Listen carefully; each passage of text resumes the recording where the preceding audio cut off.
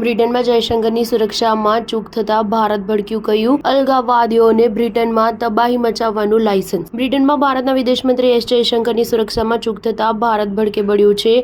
વિદેશ મંત્રાલયના પ્રવક્તા રણધીર જયસ્વાલે આ ઘટનાની કડક શબ્દોમાં ટીકા કરી છે। લંડનમાં ખાલિસ્તાની સમર્થકોએ જયશંકરની ગાડી સામે આવી વિરોધ પ્રદર્શન કર્યું, ત્યારબાદ તેમની સુરક્ષા મુદ્દે સવાલો ઉઠવા લાગ્યા છે। વિદેશ મંત્રાલયે કહ્યું કે એવું લાગે છે કે યુકેમાં રહેતા અલગાવવાદીઓ તત્વોને તોફાન મચાવવાનું લાયસન્સ અપાયું છે। રણધીર જયસ્વાલે અગાઉ પણ આવી બનેલી ઘટનાને યાદ કરીને કહ્યું કે તેઓ અમારી કાયદેસરની રાજદ્વારી પ્રવૃત્તિઓમાં અડચણો ઊભી કરવાના ઉદ્દેશ્યથી ધમકીઓ, ડરાવનારી ઘટનાઓ અને અન્ય કાર્યવાહીઓ કરતા રહે છે, જેને અટકાવવામાં બ્રિટન ઉદાસીનતા દાખવે છે। એવું લાગે છે કે બ્રિટનમાં આ શક્તિઓને ધમકીઓ અને અન્ય કામ કરવા માટેનું લાયસન્સ મળ્યું છે। આ લોકો અમારી રાજદ્વારી પ્રવૃત્તિઓમાં અડચણો ઊભી કરવાનો પ્રયાસ કરે છે। યુકે આ ઘટનાઓના દોષિતો વિરુદ્ધ કાર્યવાહી કરે, આ મુદ્દે બ્રિટનના વિદેશ કાર્યાલય દ્વારા સત્તાવાર નિવેદન જાહેર કરવામાં આવ્યું છે, જે અમે ધ્યાને લીધું છે। વાસ્તવમાં લંડનમાં ખાલિસ્તાનના સમર્થનમાં સૂત્રોચ્ચાર કરી રહેલા દેખાવકારોના ગ્રુપમાંથી એક વ્યક્તિએ સુરક્ષા બંદોબસ્ત તોડ્યો હતો અને પછી તેણે જયશંકરની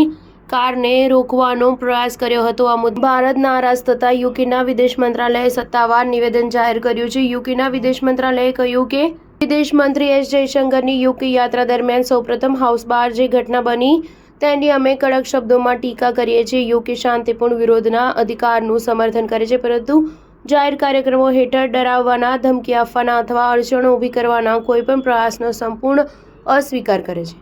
વાસ્તવમાં વિદેશ મંત્રી સુબ્રમણ્યમ જયશંકર હાલ બ્રિટનના પ્રવાસે છે, ત્યારે લંડનમાં ગુરુવારે ખાલિસ્તાની સમર્થકોએ તેમના પર હુમલો કરવાનો પ્રયત્ન કર્યો હતો। સ્ટાર ન્યૂઝ 7 હંમેશા સચ્ચાઈની સાથે।